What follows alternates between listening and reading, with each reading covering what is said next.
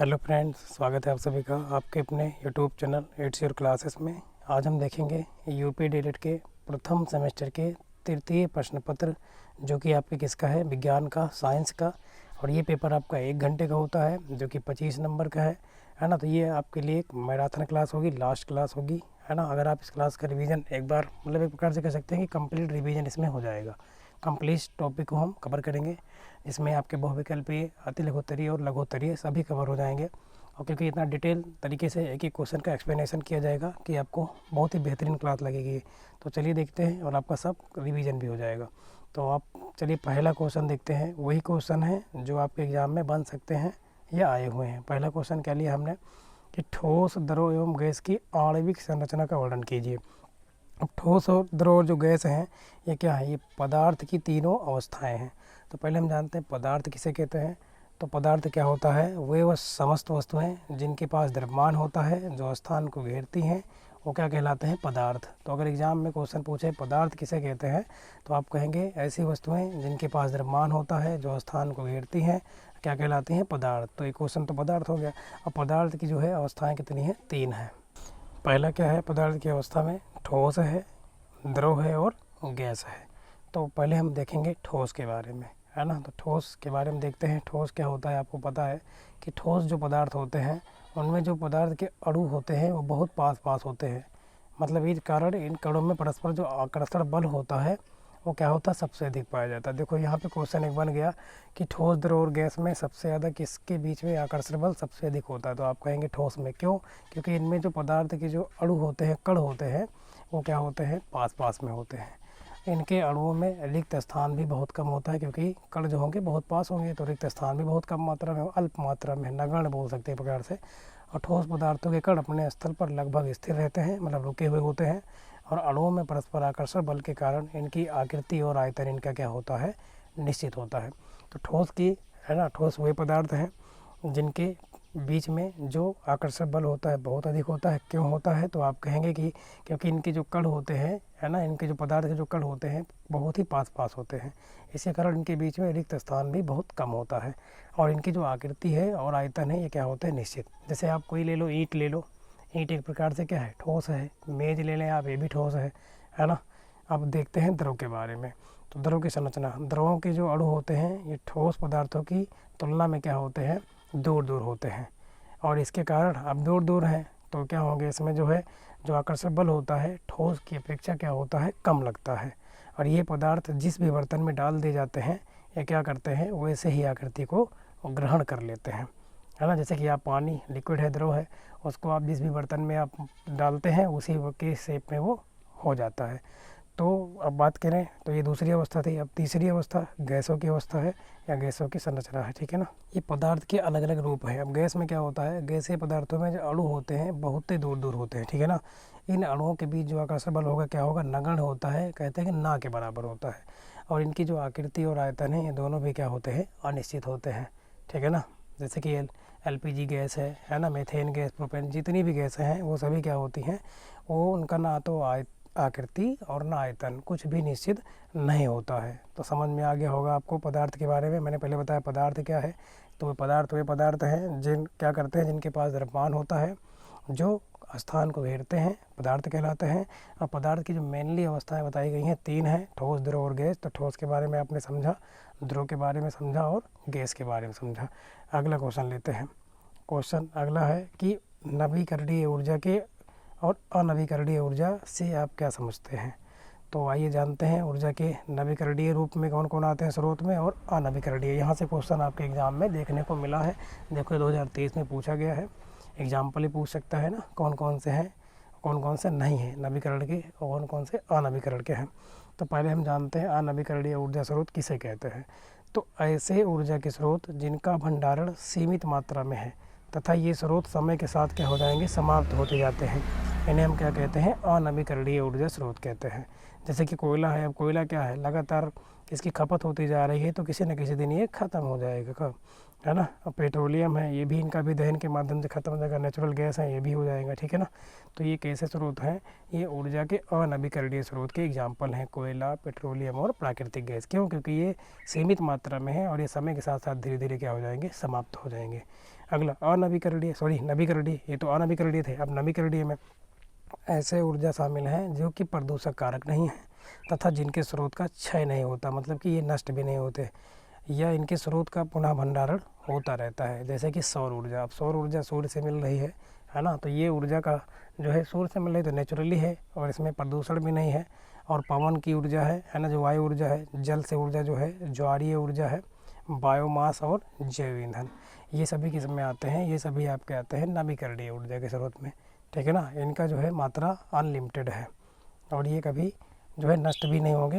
एक प्रकार से हम ये कह सकते हैं कि, है ना, नष्ट तभी होंगे या तो फिर सूर्य ही ना निकले, है ना, सूर्य से ऊर्जा ना निकले और जल खत्म हो जाए तभी नष्ट होंगे।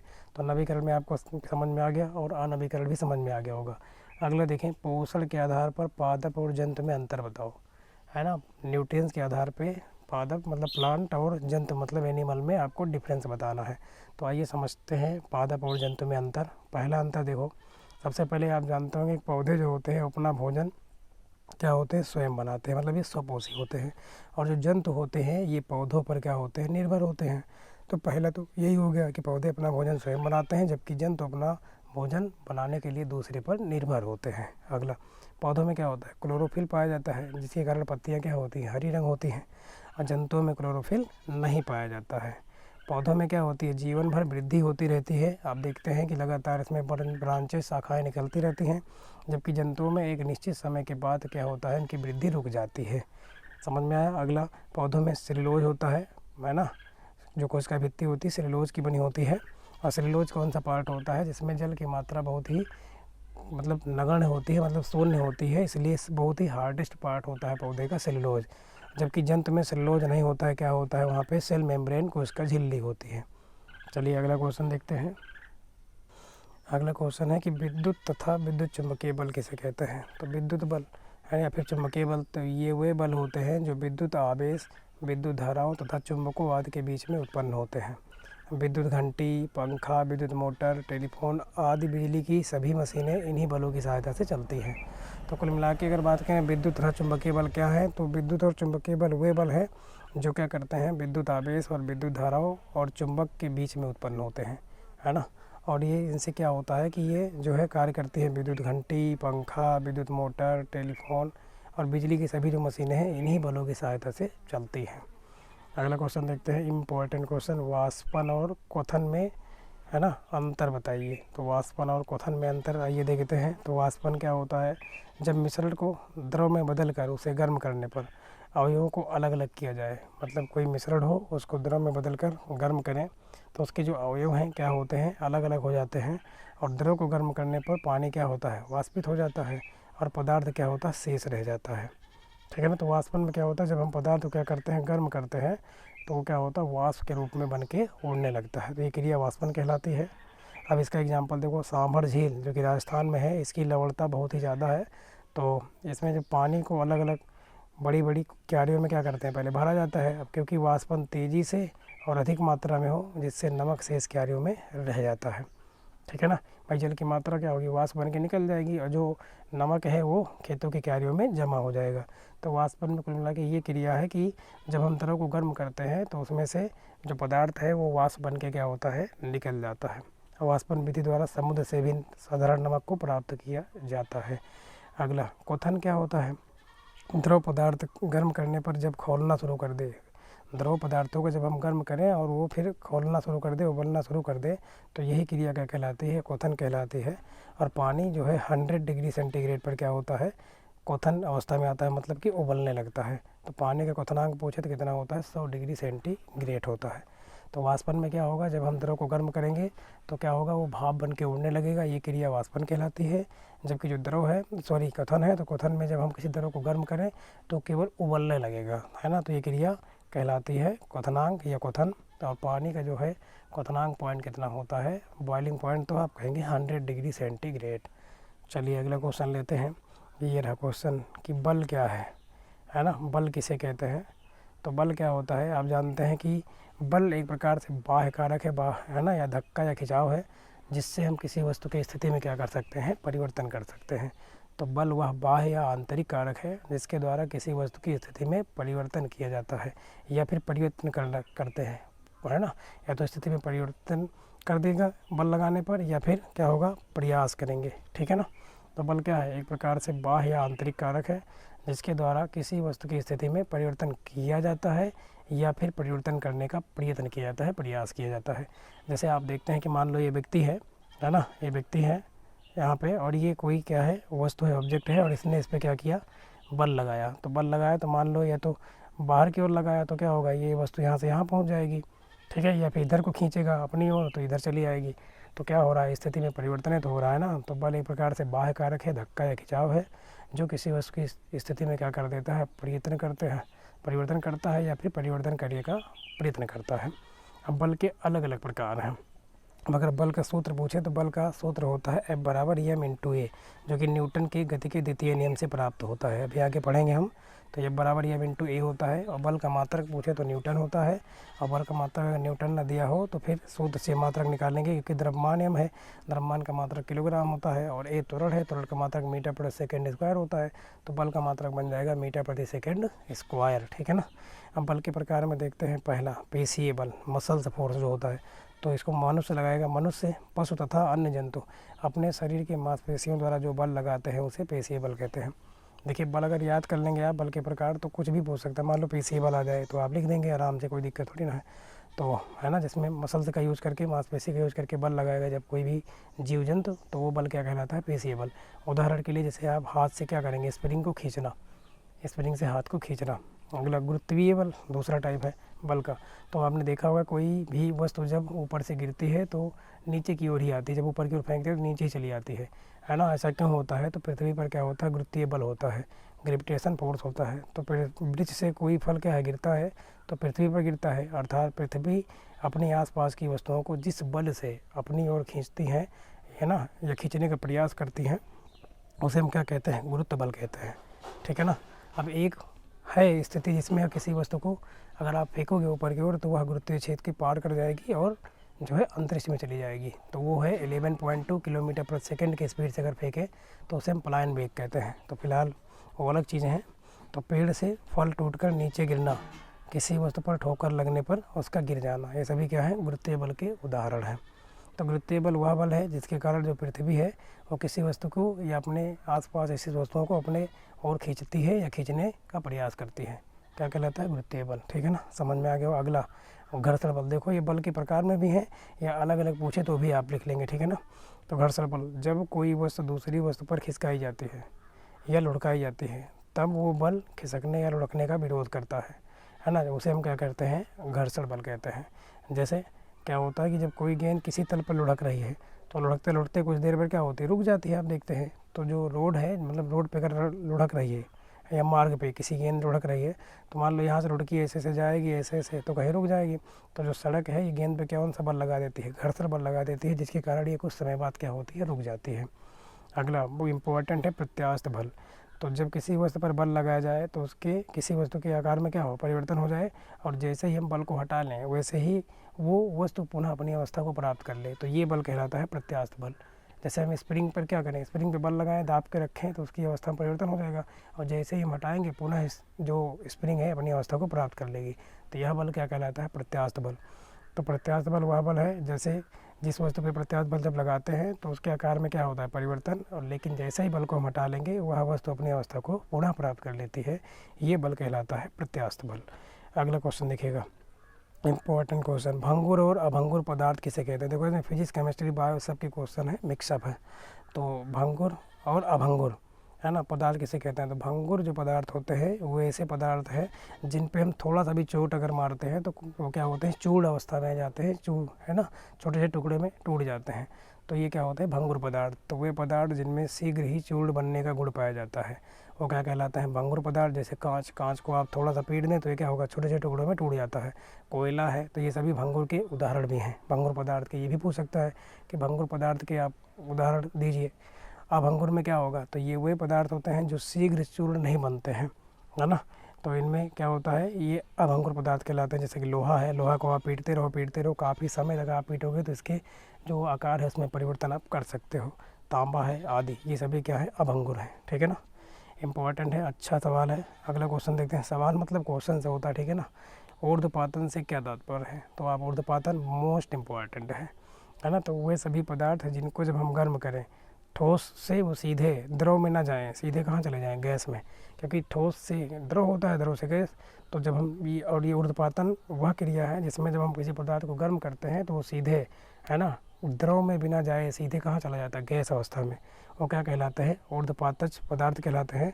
और जो ये क्रिया होती है उसे कहते हैं ऊर्ध्वपातन क्रिया। और इसके एग्जाम्पल पूछ लेता है कि किन्हीं 2 या 3 ऊर्ध्वपातज पदार्थों के नाम बताओ। तो नौसादर है जिसको अमोनियम क्लोराइड कहते हैं, जिसका सूत्र होता है NH4Cl। आयोडीन है, ठीक है ना, कपूर है, नेप्थलीन भी है। ये सभी क्या है, ऊर्ध्वपातन या ऊर्ध्वपातज पदार्थ हैं। तो ऊर्ध्वपातन समझ में आया कि वह क्रिया जिसमें हम किसी भी पदार्थ को जो ठोस हो उसको गर्म करें और सीधे द्रव बिना पिघले सीधे गैस में चला जाए, क्या कहलाता है, ऊर्ध्वपातन। अगला मूल मात्रा किसे कहते हैं, तो वे भौतिक राशियाँ जो पूर्णतः स्वतंत्र होती हैं, मतलब किसी दूसरी राशि पर ये निर्भर नहीं होती, ये मूल राशियाँ कहलाती हैं। और मूल राशियों को व्यक्त करने के लिए जो मात्रक प्रयोग किए जाते हैं उन्हें कहते हैं मूल मात्रक। उदाहरण के लिए दूरी है, समय है, आप पढ़े होंगे 7 मूल राशियाँ हैं और 7 मूल मात्रक हैं, ठीक है ना। अब 2 पूरक मात्रक हैं, तो पूरक मात्रक में आपका रेडियन और स्टेरेडियन आता है। जबकि मूल राशि में बात करें तो दूरी है जिसका मात्रक द्रव्यमान, दूरी का मीटर, समय है जिसका मात्रक सेकेंड, है ना, पदार्थ द्रव्यमान है, द्रव्यमान का किलोग्राम, ताप का केल्विन, है ना, पदार्थ की मात्रा का मोल, ज्योति तीव्रता का कैंडेला, विद्युत धारा का एम्पियर। ये 7 क्या है, मूल राशियाँ हैं और 7 के हमने मूल मात्रक बता दिए। तो चलिए आगे बढ़ते हैं और अगला क्वेश्चन लेते हैं। ये रहा अगला क्वेश्चन क्या है, जो डॉक्टरी थर्मामीटर में हम मानव शरीर के डिग्री सेंटीग्रेड में किस सीमा के अंतर्गत तक ताप माप सकते हैं। तो जो डॉक्टरी थर्मामीटर होता है उसमें हम अगर सेंटीग्रेड में बात करें तो 35 डिग्री सेंटीग्रेड से 42 डिग्री सेंटीग्रेड के ताप को हम माप सकते हैं। अब यहाँ से क्वेश्चन ये बनता है कि एक स्वस्थ मनुष्य के शरीर का जो ताप होता है फ़ारेनहाइट में कितना होता है, तो फ़ारेनहाइट में आप याद रखना 98.6 फ़ारेनहाइट होता है। जबकि यही सेल्सियस में बात करें तो कितना होता है, 37 डिग्री सेल्सियस या सेंटीग्रेड, ठीक है ना, ये होता है, याद रखेंगे। अगला क्लोरोफिल के 2 कार्य बताइए। क्लोरोफिल क्या होता है, इसी के कारण क्लोरोफिल एक पिगमेंट है, वर्णक है, जिसके कारण क्या होता है, पत्तियों का रंग क्या होता है, हरा होता है। और क्लोरोफिल की उपस्थिति में ही जो प्रकाश होते हैं, है ना, पौधे होते हैं, वो प्रकाश संश्लेषण की क्रिया करके अपना भोजन बनाते हैं, ठीक है ना। अगला वर्धी जनन की 2 विधियाँ बताइए। तो वर्धी जनन की कई सारी विधियाँ हैं, 2 विधियाँ बताना है। तो आइए देखते हैं। वर्धी जनन, तो जड़ों द्वारा जनन, मतलब जड़ के द्वारा पौधे जब नए बनाए जाएँ तो कौन कौन है, उदाहरण डहेलिया है, शकरकंदी है। इनको अगर आप इनकी जड़ आप लगाते हो तो इनसे नया पौधा तैयार हो जाएगा। दूसरा तनों द्वारा जो जर्दन, तो तनों के द्वारा देखो आलू है, प्याज है, हल्दी है, लहसुन है, इनका तनों द्वारा हम वर्धी जनन कर सकते हैं। अगला जड़ के प्रकार, तो जड़ क्या होती है, मेनली 2 प्रकार की होती है, एक होती है मूसला जड़, एक होती है अपस्थानिक जड़, ठीक है ना। अगला अलैंगिक जनन की 2 विधियाँ बताइए। तो अलैंगिक जनन की 2 विधियाँ हैं, पहला तो विखंडन है, दूसरा है मुकुलन विधि। विखंडन और मुकुलन। अगला मोस्ट इम्पॉर्टेंट ये वाला कि कीट भक्षी पौधों के नाम पूछ सकता है आपसे। तो ड्रोसेरा, नेपथीन्स और यूट्रिकुलेरिया, इनको ज़रूर याद रखना। कीट भक्षी पौधे के नाम पूछ लेता है एग्ज़ाम में 100%, ठीक है। ड्रोसेरा, नेपेंथीस और यूट्रिकुलेरिया। चलिए आगे देखते हैं और अगला क्वेश्चन देखते हैं। एक एक मतलब पूरा आपका रिवीजन हो जाएगा, आप एक्सप्लेनेशन पे बहुत ध्यान देना, है ना, क्योंकि इस तरह हम बहुत क्वेश्चन आपको बता रहे हैं। मछली के जल में रहने के लिए कौन कौन से अनुकूल अंग सहायक हैं, अनुकूलन अंग। अगर मछली को जल में रहना है तो उसके लिए कौन कौन अंग उसका, इसीलिए पूछता है कि उसका शरीर कैसा होता है, धारा रेखित होता है मछली का, नाव की तरह। पंख पाए जाते हैं और गलफड़े सांस लेने के पाए जाते हैं, ठीक है ना। अगला देखो, फिर मोस्ट इम्पॉर्टेंट, कीट भक्षी पौधे की विशेषता और नाम लिखो। तो कीट भक्षी पौधे क्या होते हैं, ये दलदली भूमि में उगते हैं या पाए जाते हैं। इन कारण इन पौधों को नाइट्रोजन की प्राप्ति नहीं होती, दलदली स्थान पर होने के कारण इनमें नाइट्रोजन की कमी होती है। और आप पढ़े हैं कि पौधों को, है ना, नाइट्रोजन बहुत ही ज़्यादा मात्रा में चाहिए होता है जीवित रहने के लिए। तो इसीलिए ये प्रोटीन का निर्माण भी नहीं कर पाते। और प्रोटीन की आवश्यकता को पूरा करने के लिए ये क्या करते हैं, कीटों का पाचन करते हैं। कीट भक्षी का मतलब है कि ऐसे पौधे जो कीटों का भक्षण करके नाइट्रोजन की पूर्ति करें। और इनके एग्जाम्पल हैं ड्रोसेरा है, घटपर्डी है, जैसे अभी आप पढ़े थे, नेपेंथीस है ना। और आपने पढ़ा था कि यूट्रिक्लोडिया है, ये सभी कीट बच्ची पौधे के उदाहरण हैं। अगला क्वेश्चन आप देखें, जलीय पौधों के तने एवं पत्तियों की एक एक विशेषता बताइए। मतलब जल में पाए जाने वाले पौधों के तने और उनकी पत्ती के बारे में एक एक विशेषता बताना है। तो जो जलीय पौधे से आप कुमुदनी कमल के होते हैं, आप जानते ही हैं।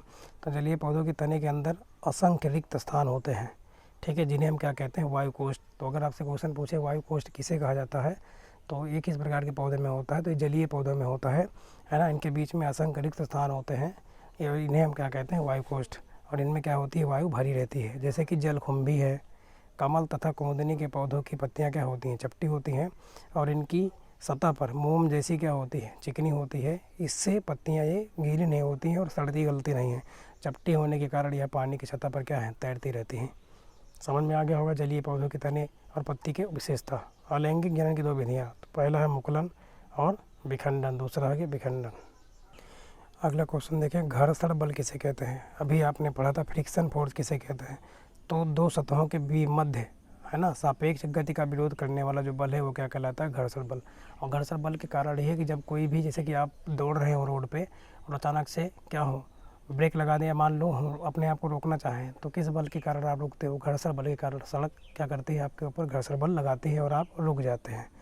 ऐसे कोई भी वस्तु है जो कि सड़क पर लुढ़क रही है और एक समय के बाद रुक जाती है, तो किस बल के कारण रुकती है, तो घर्षण बल के कारण। और ये दो संपर्क है ना सतहों के बीच में लगने वाला बल होता है। सजीव का एक लक्षण बताइए। तो सजीव जैसे कि हम लोग सब लोग क्या हैं, सजीव हैं। तो हम क्या क्या क्रिया करते हैं, श्वसन की क्रिया करते हैं, पोषण की क्रिया करते हैं, उत्सर्जन क्रिया करते हैं। श्वसन क्या है आपको पता होगा। श्वसन में हम क्या करते हैं कि ऑक्सीजन गैस लेते हैं, कार्बन डाइऑक्साइड गैस रिलीज करते हैं। पोषण में हम विभिन्न प्रकार के एनर्जी है ना लेवल के पदार्थ लेते हैं। उत्सर्जन में क्या करते हैं, जो हमारे शरीर में नाइट्रोजन युक्त अस्वीट पदार्थ बनते हैं उनको हम वेस्ट के रूप में बाहर निकालते हैं, है ना, यूरिन के द्वारा थ्रू। तो क्रिया कहलाती है उत्सर्जन। और उत्सर्जन जो तंत्र क्या, जो मेन ऑर्गन है शरीर में हमारे, तो वो क्या होता है हम लोगों के, वो होता है किडनी। अगला, बाकी तो कई अंग हैं। शाकाहारी और मांसाहारी जंतुओं के नाम लिखो। तो शाकाहारी में तो आपको पता है कि जो पेड़ पौधों को खाएंगे, पत्तियों को, वो शाकाहारी होंगे। बाकी जो मांसाहारी हैं वो आपको पता ही है कि मांस खाते हैं। तो शाकाहारी में बकरी हो गया, खरगोश हो गया, और मांसाहारी में शेष और चीता। सर्वाहारी पूछ ले तो सर्वाहारी का बेस्ट एग्जाम्पल है मनुष्य, है ना। ये क्या है, ये आपको पता है कि ये शाकाहारी और मांसाहारी दोनों, इसलिए इसे सर्वाहारी कहते हैं। तो पदार्थ की कितनी अवस्थाएं होती हैं, भौतिक अवस्थाएं तो 3 होती हैं, ठोस, द्रव, गैस, आप पढ़ चुके हैं। समय का मानक मात्रक मतलब मूल मात्रक पूछा है, सेकंड होता है, एकदम इजी है। ऐसे ताप का पूछे तो केल्विन होता है, मूल मात्रक अगर पूछे तो केल्विन होता है, ठीक है ना। धारा का पूछे तो एम्पेयर होता है, और पदार्थ की मात्रा का पूछे तो मोल होता है। ज्योति तीव्रता का पूछे तो कैंडेला होता है। अगला क्वेश्चन देखिए, जंतु और पौधों में अंतर बताइए। तो जंतु और पौधों में आइए जानते हैं अंतर। पौधों में ऊपर की वृद्धि होती है, ये काफ़ी ऊंचाई तक बड़े होते हैं, जबकि जंतु कुछ ऊंचाई तक ही बढ़ते हैं। मतलब पौधों में जो वृद्धि होती है आप कह सकते हैं कि लगातार होती रहती है, कंटिन्यूअस। जबकि व्यक्ति में क्या होता है, मनुष्यों में, जंतुओं में क्या होता है, एक समय के बाद वृद्धि रुक जाती है। दूसरा, पौधों और जंतुओं में संवेदना शक्ति होती है, फीलिंग है ना, दोनों में होती है। जीवों में संवेदना शक्ति अधिक होती है, ये उसको प्रकट कर सकते हैं, जबकि पौधे अपनी संवेदना शक्ति को प्रकट नहीं कर सकते हैं। अगला, पौधे प्रकाश की उपस्थिति में ही बढ़ते हैं, जबकि जीव की वृद्धि है तो प्रकाश की आवश्यकता नहीं पड़ती है, ठीक है ना। अगला क्वेश्चन देखो, उपापचय जो क्रिया होती है कितने प्रकार की होती है। तो ये 2 प्रकार की होती है ना। अपचयन और उपचयन 2 प्रकार की होती है, उपचयन और अपचयन। यहाँ उपापचय फिर लिखा है, गलत है ना। क्या क्या होता है, अपचयन और उपचयन 2 प्रकार की मेटाबॉलिज्म क्रियाएं होती हैं। अगला, ठोस पदार्थों की आकृति और आयतन क्या होते हैं। अभी आप पढ़े थे, निश्चित होते हैं, है ना। और इनके अंदर जो क्या बोलते हैं कि आकर्षण बल होता है, सबसे ज़्यादा होता है ठोस में, और सबसे कम पूछे तो गैस में। तीनों में अगर बात करें तो परमाणु किसे कहते हैं, ये केमिस्ट्री क्वेश्चन है, आपको पता है। ऊपर वाला भी केमिस्ट्री था। परमाणु क्या है, तत्व का वह छोटे से छोटा भाग है जो किसी भी रासायनिक अपक्रिया में, केमिकल रिएक्शन में भाग ले सकता है, परंतु ये स्वयं जो है स्वतंत्र अवस्था में नहीं रह सकता है।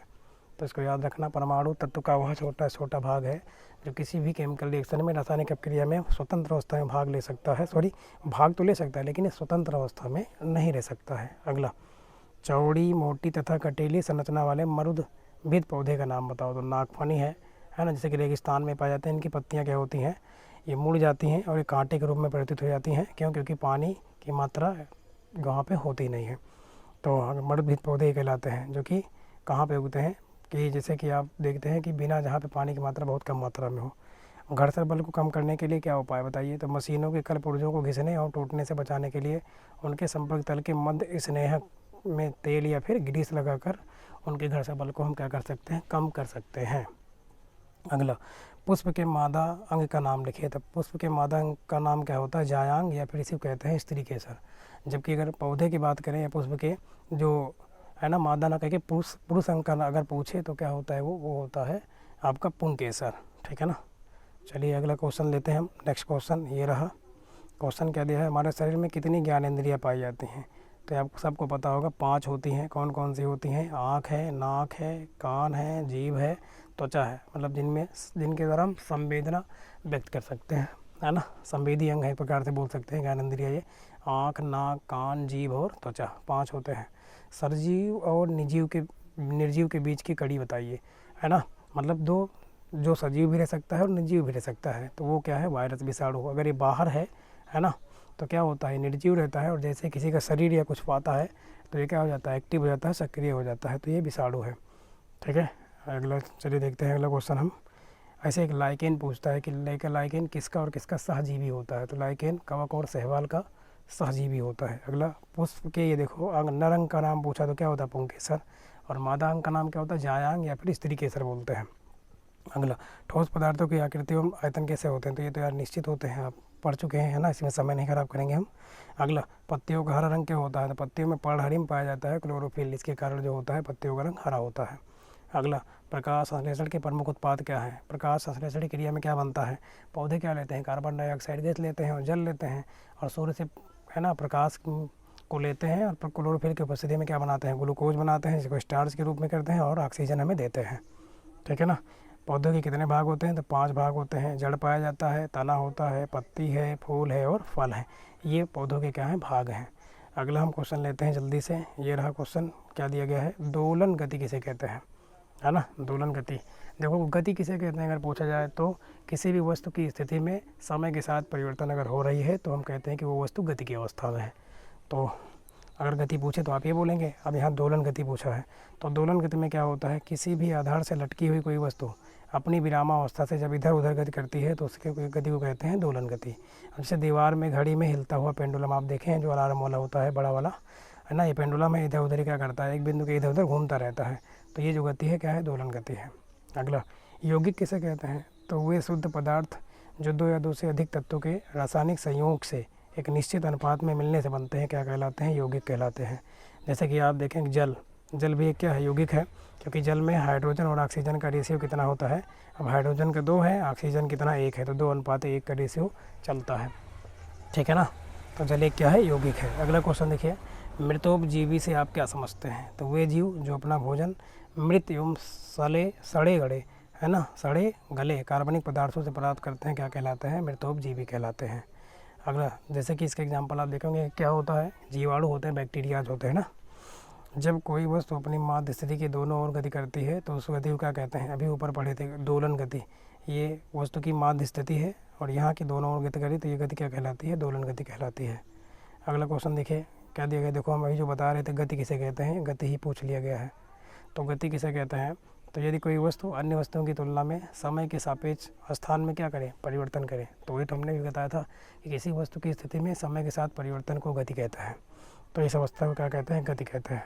अगला, गति के प्रकार। तो भैया गति तो कई प्रकार के हैं। पहला सरल रेखीय, फिर वृत्तीय, घूर्णन, दोलन, आवर्ती गति और प्रक्षेप गति, है ना। सरल रेखीय में वस्तु सरल रेखा पे गति करती है। वृत्ताकार में एक क्या करेगी, ये किसी वस्तु की चारों ओर गति करेगी। और घूर्णन में भी वही है, लेकिन घूर्णन में क्या होता है, एक बिंदु के चारों ओर घूमेगी ये, है ना। जैसे कि घूमते हुए लट्टू की गति घूर्णन गति है। और दोलन गति अभी आपने पढ़ा कि जैसे पेंडुलम की गति है, एक बिंदु के माध्य स्थिति की जब दोनों ओर गति करे। और आवर्ती गति में क्या होता है, जब कोई वस्तु अपनी गति को बार बार, है ना, स्थिति को बार बार दोहराए तो वो कहलाती है आवर्ती गति। चलिए अगला, तंबाकू के सेवन से होने वाली हानियाँ। ये आपको बताने की जरूरत नहीं है, लेकिन एक बार चलिए देख लेते हैं। तंबाकू के सेवन से क्या होता है, पहली बात तो कैंसर हो जाता है ना। तो कैंसर होने के कारणों में सबसे बड़ा योगदान तंबाकू का ही होता है। तंबाकू के सेवन से अनेक प्रकार के गुण जो है रोगों में क्या होता है, कैंसर होता है। तो इससे फेफड़े का कैंसर होता है। तंबाकू में क्या पाया जाता है, तो निकोटीन, आर्सेनिक और क्रोमियम ये पदार्थ पाए जाते हैं जो कि कैंसर पैदा करने वाले क्या है, प्रमुख तत्व हैं। तो तंबाकू में निकोटीन तो मेनली होता है, आर्सेनिक भी होता है और क्रोमियम भी पाया जाता है। अगला, तंबाकू का ज़्यादा नशा करने से या फिर स्वाद लेने से सूंघने की जो शक्ति होती है प्रभावित होती है। साथ ही अस्थमा रोग, आप देखते हैं ना, खांसी बहुत ज़्यादा आने लगती है, ये रोग भी हो जाता है। तो एकदम ईजी है। अगला क्वेश्चन लेते हैं हम। अगला क्वेश्चन है हमारे पास कि ये देखिएगा क्वेश्चन, इम्पोर्टेंट क्वेश्चन। ये पूछे ये क्वेश्चन है कि अनुकूलन के आधार पर पौधे के कितने प्रकार हैं। तो 3 प्रकार के होते हैं। जलोद्भिद, है ना, तो जलोद्भिद पौधे क्या होते हैं, इनकी विशेषता क्या है कि ये जल में रहते हैं और इनकी पत्तियाँ क्या होती हैं, कटी फटी सी होती हैं और तना इनका कमज़ोर और स्पंजी होता है। इनकी जड़ें क्या होती हैं, अल्प विकसित होती हैं और पौधों में पत्तियों पर श्लेष्म पाए जाते हैं, जिससे यह जल के प्रभाव से बचे रहते हैं। जैसे कि एग्जाम्पल हाइड्रिया है, यूटिक्लेरिया है, कमल है, सिंघाड़ा है, जलकुंभी है, ये सभी क्या हैं, जलोद्भिद पौधे हैं, मतलब जो जल में पाए जाते हैं। मरुद्भिद, तो ये पौधे शुष्क वातावरण में पाए जाते हैं और इनकी जड़ें क्या होती हैं, विकसित होती हैं काफ़ी, है ना, गहराई तक, और इनका तना जो होता है मोटा और गुदेदार होता है और इनकी पत्तियां नुकीली और कांटों के रूप में होती हैं। जैसे कि एग्जाम्पल कैक्टस, जैसे नागफनी, है ना, रस्कस, बबूल, ये सभी क्या है, मरुद्भिद पौधों के अंतर्गत आते हैं। अगला, लवणोद्भिद, तो ये पौधे खनिज लवणों की अधिकता वाले स्थानों पर पाए जाते हैं। इनका तना मोटा और सरस होता है, इनकी पत्तियां मोटी और चमकीली होती हैं। इनकी जो जड़ें होती हैं, श्वसन जड़ें पाई जाती हैं, जैसे कि राइजोफोरा इसका एग्जाम्पल है, और एविसीजिया, ये लवणोद्भिदी पौधों के उदाहरण हैं। तो अनुकूलन के आधार पर पौधे 3 प्रकार की अवस्था में रहते हैं, एक जल में और एक मरुद में, मतलब शुष्क वातावरण में, और एक जो खनिज लवण की अधिकता वाले स्थान पे। तो इम्पोर्टेंट क्वेश्चन है, मोस्ट इम्पोर्टेंट है। अगला, गति के 3 तृतीय नियम को बताइए। अब देखो यहाँ तृतीय नियम पूछा है, कोई भी नियम पूछ सकता है। तो न्यूटन जी ने गति से संबंधित 3 नियम दिए हैं। पहला नियम, जिसको हम गैलीलियो का नियम कहते हैं, और पहला नियम ये कहता है, जड़त्व का नियम भी कहते हैं और गैलीलियो का नियम भी कहते हैं। न्यूटन की गति के पहले नियम को क्या कहते हैं, गैलीलियो का नियम और जड़त्व का नियम, लॉ ऑफ इनर्शिया।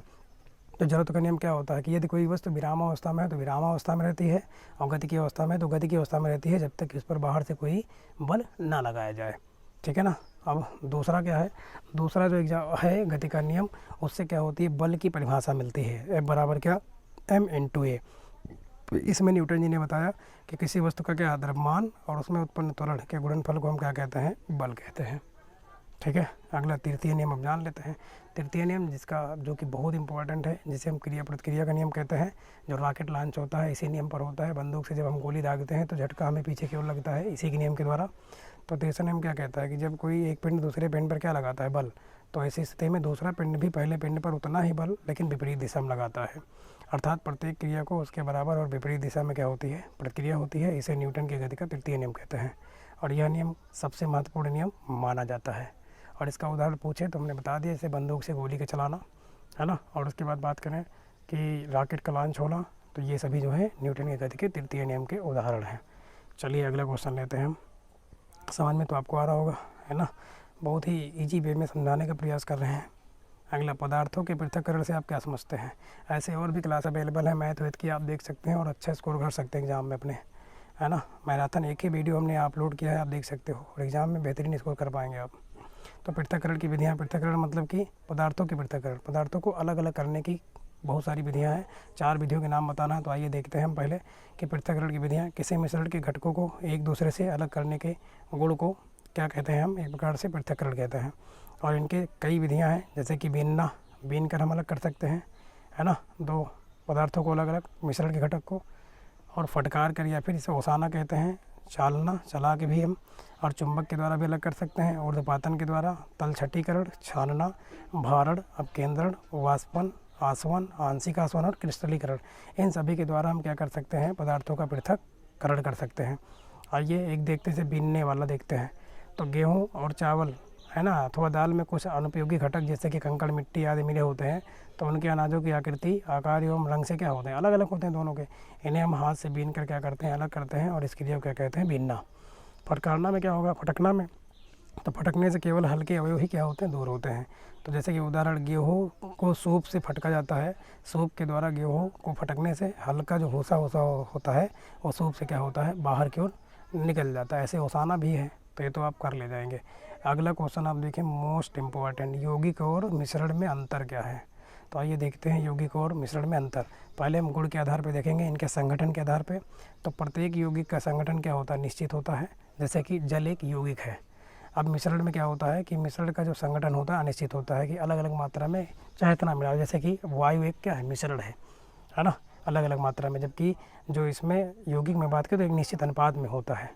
गुण, दूसरा गुण के आधार पर यौगिक के गुण उनके अवयवी तत्वों से क्या होते हैं, भिन्न होते हैं, जबकि जो मिश्रण के गुण होते हैं उनके अवयवी तत्वों पर ही निर्भर करते हैं। तीसरा, पृथक्करण के आधार पर देखते हैं तो यौगिकों के अवयवों को साधारणतः भौतिक विधियों के द्वारा हम पृथक नहीं कर सकते, है ना। जैसे कि जल है तो उसको हम अलग नहीं करते, फिजिकली अलग नहीं कर सकते हैं केमिकल बिना रिएक्शन कराए, जबकि मिश्रण को साधारण भौतिक विधियों द्वारा हम अलग कर सकते हैं, ठीक है ना। अगला, तो यहाँ पे अगर बात करें भौतिक गुण के आधार पर देखते हैं तो भौतिक गुण इनके क्या होते हैं, निश्चित होते हैं यौगिक के, जबकि इनके क्या होते हैं, अनिश्चित होते हैं। और शुद्धता एवं समांगता में देखते हैं तो यौगिक शुद्ध और क्या होते हैं, समांगी होते हैं, जबकि मिश्रण शुद्ध और विसमांगी, जैसे कि चीनी और आप देखेंगे कि पानी का विलयन, है ना, क्या होता है, एक मिश्रण होता है, यौगिक नहीं। ऐसे रासायनिक सूत्र में देखें तो यौगिक का जो एक निर्धारित रासायनिक सूत्र होता है, जबकि मिश्रण का कोई रासायनिक सूत्र होता नहीं, क्योंकि इसके बारे में कुछ पता ही नहीं होता है कितने अनुपात में क्या है। अगला, रासायनिक परिवर्तन में अगर देखें तो यौगिक का बनना एक रासायनिक परिवर्तन है, जबकि मिश्रण का निर्मित होना रासायनिक परिवर्तन नहीं है, अपितु यह एक क्या है, फिजिकल परिवर्तन है, भौतिक परिवर्तन है। चलिए आगे देखते हैं हम तत्व और यौगिक में अंतर। इसके पहले हमने पढ़ा यौगिक और मिश्रण में अंतर, अब हम देखते हैं दूसरा अंतर, तत्व और यौगिक में क्या अंतर है। तो पहला देखते हैं, तत्व एक ही प्रकार के परमाणु से मिलकर बनते हैं, जैसे ऑक्सीजन, है ना, ये एक दो मिलता है तो इसको हम कहते हैं ऑक्सीजन, O2 है ना।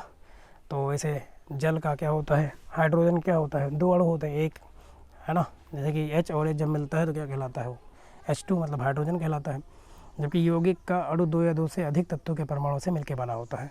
मतलब यौगिक क्या होता है, ये तत्व से ही मिलकर बने होते हैं, लेकिन जब दो या दो से अधिक तत्व एक निश्चित अनुपात में मिले, जैसे कि यौगिक में आपने देखा कि H2 हाइड्रोजन है तो इसमें हाइड्रोजन का दो है और ऑक्सीजन का एक अणु है, तो ये बन गया यौगिक, ठीक है ना। और अब तक लगभग 119 तत्व के ज्ञात हो चुके हैं, जबकि 118 तत्व आपके पीरियोडिक टेबल में दिए गए हैं।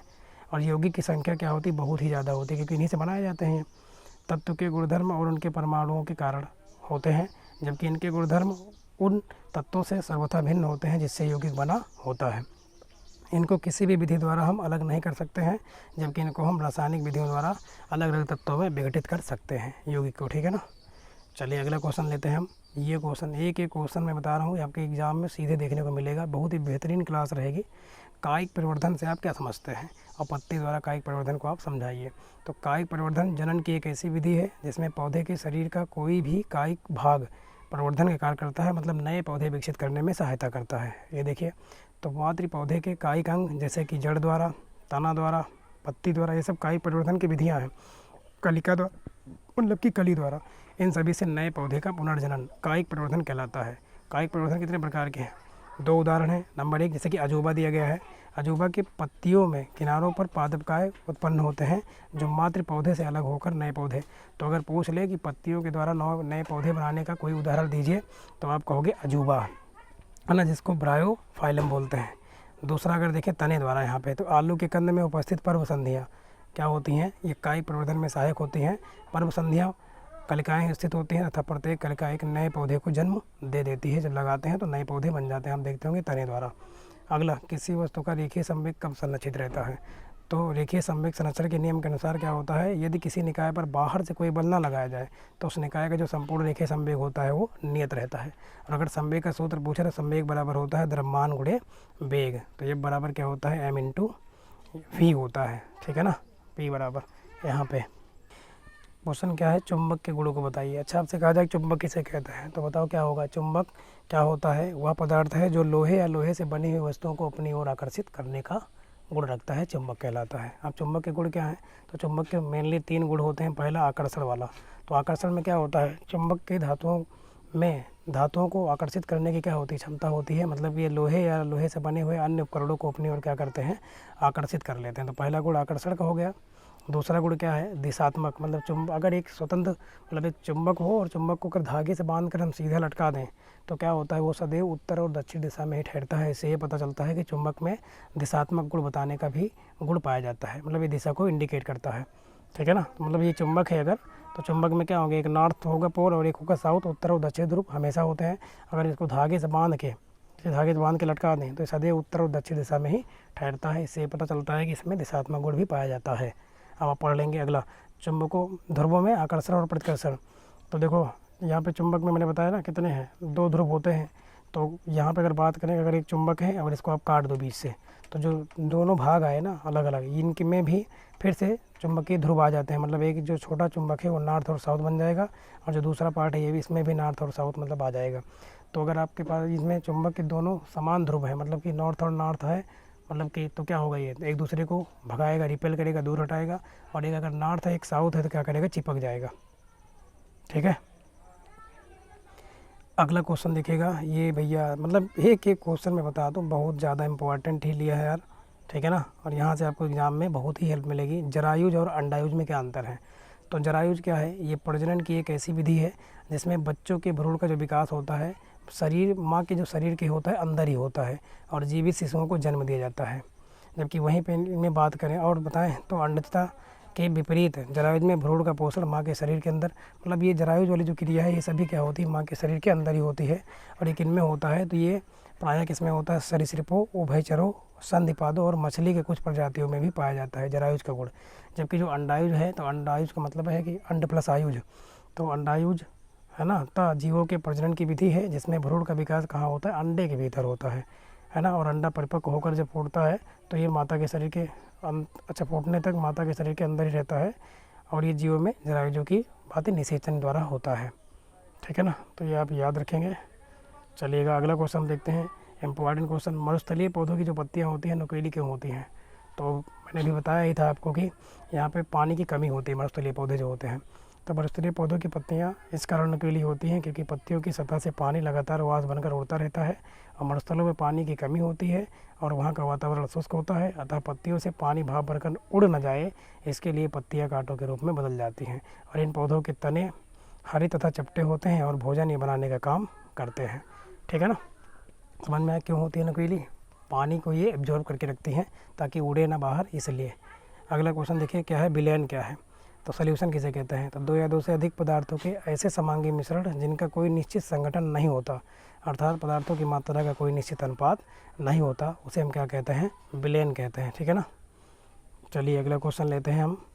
अगला क्वेश्चन है प्रकाश संश्लेषण। अब भैया अभी ये बताओ, बताने का थोड़ी ना क्वेश्चन है, यहाँ से तो क्वेश्चन इंपॉर्टेंट बनेगा। प्रकाश संश्लेषण क्या है।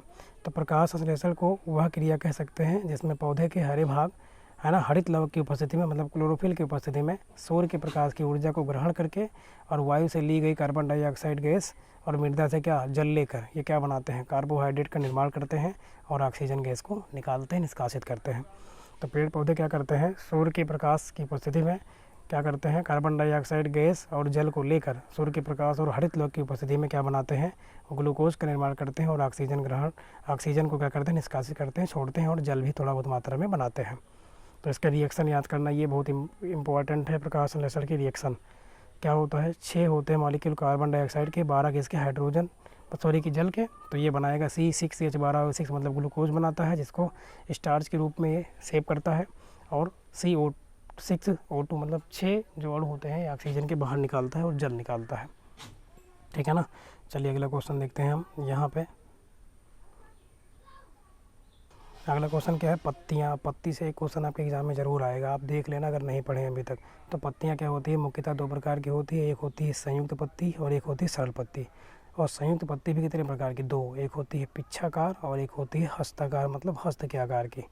तो आइए देखते हैं पत्तियों के कार्य क्या है। तो अब आपको पता ही होगा पत्तियों के कार्य वैसे भी। तो कुछ पत्तियों में है ना, पत्तियाँ क्या होती है, रंगहीन हो जाती हैं जो कीटों को आकर्षित करती हैं। और बात करें दूसरा कार्य, तो कुछ दुर्बल पौधों में पत्तियाँ प्रतांत रूपांतरित हो जाती हैं जिनसे पौधों की जंतुओं से रक्षा होती है। तीसरा, कुछ पौधों में जो पत्तियाँ हैं वो कांटों के रूप में बदल जाती हैं, जैसे आपने पढ़ा था मरुस्थलीय जो पौधे होते हैं उनकी पत्तियाँ कांटों में बदल जाती हैं, क्यों, पानी को बचाने के लिए। अगला, कुछ पौधों की पत्तियाँ अपस्थानिक कलिकाएँ उत्पन्न करती हैं जिससे काय की जनन होता है, मतलब नए पौधे बनते हैं। अगला, पत्तियों में रंध्र पाए जाते हैं मतलब स्टोमेटा पाए जाते हैं जिनके द्वारा क्या करते हैं पौधे वाष्पोत्सर्जन की क्रिया करते हैं। अगला, पत्तियों में हरित लवक पाया जाता है जिसकी सहायता से प्रकाश संश्लेषण की क्रिया द्वारा पौधे अपना भोजन बनाते हैं। समझ में आ गया। अब लास्ट क्वेश्चन हमने ये लिया है कि अमरबेल, सिंघाड़ा, आर्किड में किस प्रकार की जड़ें सहारा देने वाली होती हैं और वे किस प्रकार एक दूसरे से भिन्न हैं। तो जो अमरबेल होती है आप देखते हैं कि पेड़ के ऊपर ही ये निकल आती हैं, तो क्या करती है, परजीवी होती हैं। परजीवी पौधा होता है जो एक दूसरे मतलब दूसरे के साथ रहे और दूसरे को नुकसान भी पहुँचाए, तो यही करता है जो अपना है ना, यह एक परजीवी पौधा है जो अपना आहार चूसक जड़ों के द्वारा अपने आधार पौधे से ग्रहण करता है। जिस पौधे पर रहता है उसी को नुकसान पहुंचाता है। अगला सिंघाड़ा। सिंघाड़े की जड़ें क्या होती है? प्रकाश संश्लेषी होती हैं, जो पानी के है ना पानी के पास घनी हरी होकर क्या होती हैं? फैली रहती हैं। ऑर्किड क्या है? इसकी जड़ें वायु में लटक कर स्पंजी सिरों द्वारा जलवाष्प अवशोषित करके पौधों की क्या करती हैं? जलापूर्ति करते हैं। इन्हें वायवीय तथा अर्धग्राही जड़ें कहते हैं। तो चलिए यहीं तक क्लास को रखते हैं। वीडियो देखने के लिए आप सभी का धन्यवाद।